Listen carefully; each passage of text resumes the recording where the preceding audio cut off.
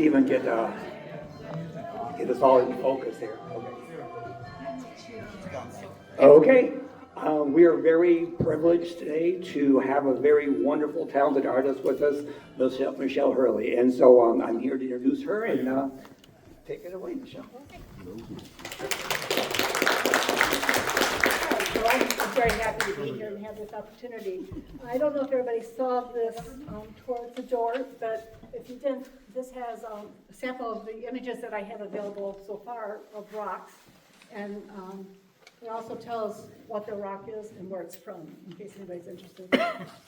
The other thing, while I talk, I can pass this around. This is was a quick shot. Some colors aren't necessarily true, but there's a penny on here which shows the size of some of the rocks and things that I'm taking. So I'll pass that around.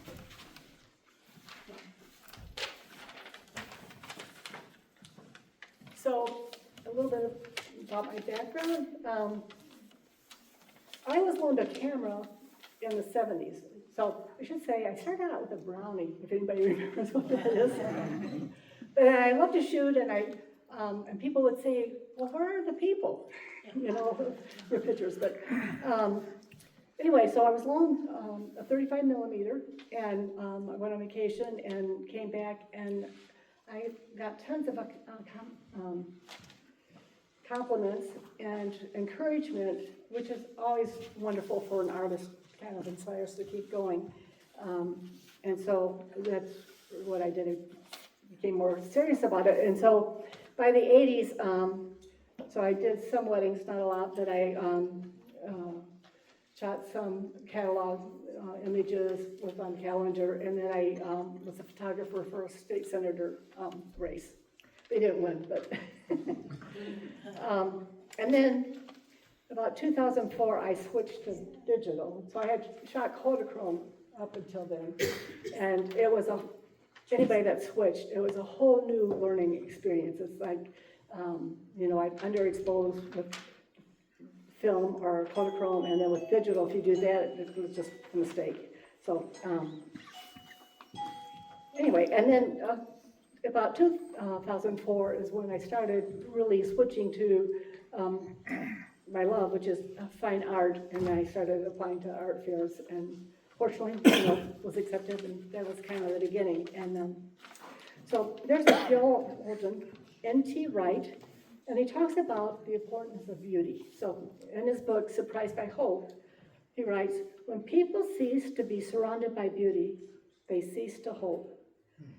For him, creative art, which could be visual or music or architecture, it's essential for our life.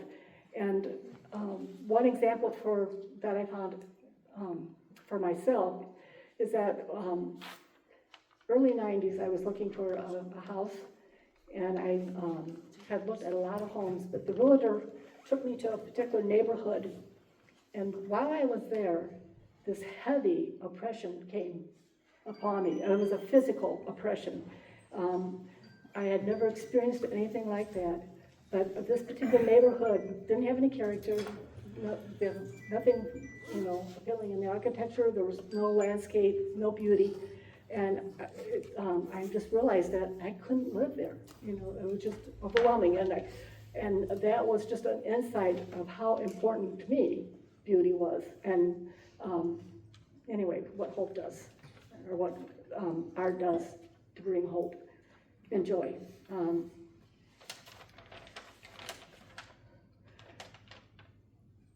So when I first started doing the art fairs, I was all over the map with what I shot, and I had some of the different pictures on display where I was doing architecture, botanical, landscape, and I had so many artists come up and say, Michelle, you need to focus. And so I was already doing some abstracts, and I decided that that's what I would focus on, was the abstracts. I really like the realism, and with the realism, I think it shows more of the detail in terms of the technique. Rocks can be a little blurry, but the thing that I found with abstracts is that there's no perceived notion. A lot of times people would buy my work because they liked a flower or they've been there, which is fine, you know, I appreciate that. But with the abstracts, people are drawn to it through emotions. And as you know now, what I'm shooting is rocks. And I have a number of people that come in and tell me, I don't like abstracts, but for some reason, I like these. And I think nature doesn't make mistakes. You know, it's the beauty of our world. And how I got into the doing rocks was at the art fairs. I started noticing the gemstones that jewelry used. And so I have a friend that is a rock hound, literally has a ton in his basement, and he just, you know, allowed me to have at it. And then the other thing is I order the rocks from around the world. Well, let's see, yeah, I order them online or gem shows, but they are from like Brazil, China, Australia, Madagascar.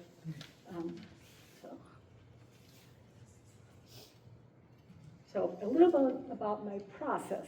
So if the rocks are not polished, I shoot them wet. So either I'll spray them down or I'll just take a tub of water and put them in there and shoot straight through the water. And before I had a studio, I was shooting outdoors in the sunlight.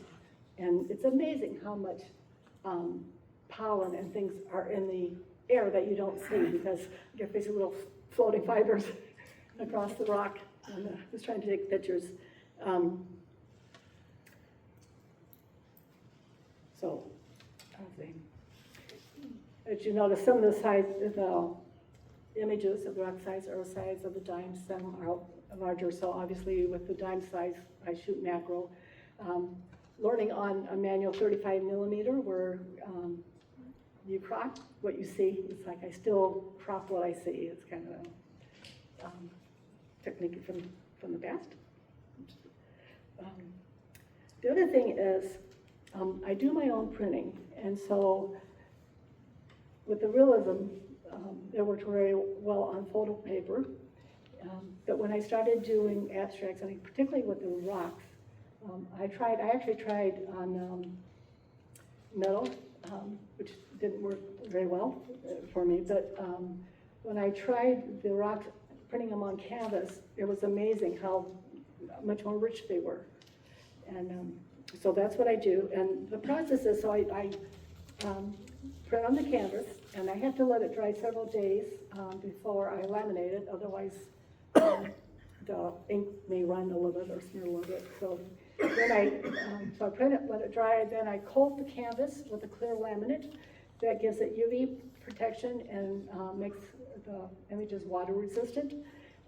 And I let the laminate dry, and then I stretch, you know, I assemble the frame and then do the stretching. And yeah, so that's basically what I wanted to share. Anybody have a question or comments? All right, well, thank you. They're gorgeous.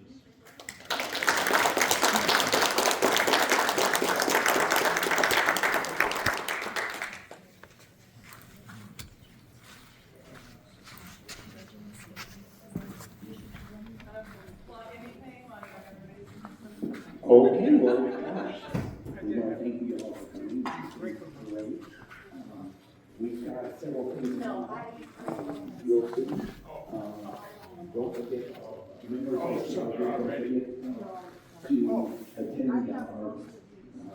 attend our debate, which is March 7th, 8th. March 8th will be here to take the place. That's important date. Yeah. Let that man come here. I'm just gonna say, check your Slack. There, I just posted something the other day that had kind of an entire list, laundry list of things that we have coming up, things to do, and then a nice little summary calendar at the bottom. So, if you're not on Slack, I'm gonna talk to you. Why are you not on Slack? But if you are, please do us a favor. This is really the prime way that we are communicating with our members now. So that's where everything is, with saving us having to email and text and post on Facebook and post on all the other places. It's a one-stop shop for Heartland. So please try to make it a point to check it every once in a while. I know notifications can be annoying, but if you are that kind of person and you like to notify, turn your notifications on. Nevertheless, yes, we have the painting for our fundraiser that's coming up in May, but that will be March 8th. And then we've got Youth Art Month a week from tonight. So if you've signed up to help for that reception, thank you. And I'll be in touch this week with all the details. And then, of course, we've got Small Wonders prospectuses out. That was on Slack. We've got